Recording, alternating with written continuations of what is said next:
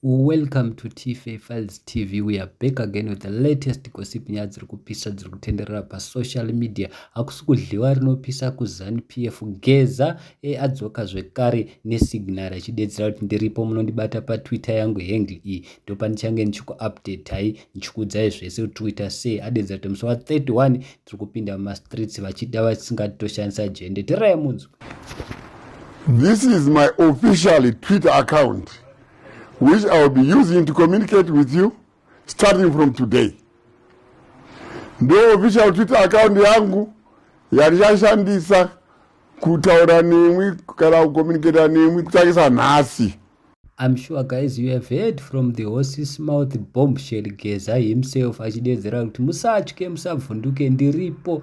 Vanhu vakawanda vangu achidedzera kuti Geza akakonzeresa akatiza, but adzoka nezvari kudedzera kuti muchange muchindiona pamaplatform enyu ese paYouTube nepaTwitter. PaTwitter vatodedzera kuti ndine handle yangu ndichapinda kumaplatform ese kuitira kuti kana ndichikuudzai kuti toita so toita zvatinofanira kuita. Handizii kuti bombshell abuda akapfeka uniform yemasoja. Munongoziva mega bombshell Geza haasi kushanda ega, zvese zvaari kuita zvakataura kuti 2030 idea achaionera pawachisa papa. Agara ari kushanda nevanhu vakaita sana Chiwenga. Rumor has it Geza ari kushanda nana Chiwenga. That is why makamona last time I defender Chiwenga achisiyana na Chiwenga. Ndo nyaya iripo guys, handizii tinoti kudi asi Geza is back again achidedzera kuti vachida vasingadi vana ED Zanu PF tiri kuvaburitsa vese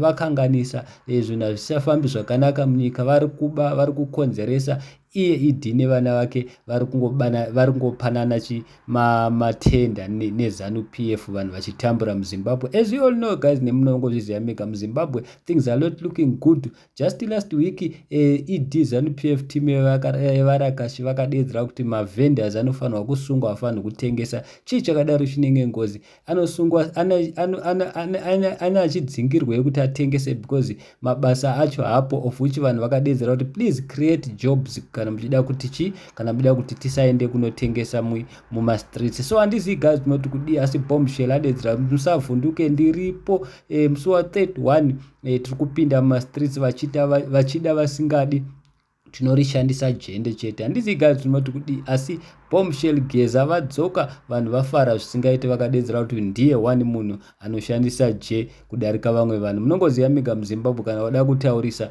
unotsvaga wobatwa worohwa, asi bombshell Geza kubvira pavakataura vakahwanda zvavo vanoziva kwavari. Munongoziva mega munhu yanga ari musoja akadedzera kuti hapana zvamunondiita, saka adzoka zvakare. Thank you so much. Don't forget to subscribe and like our videos kuti aende kure.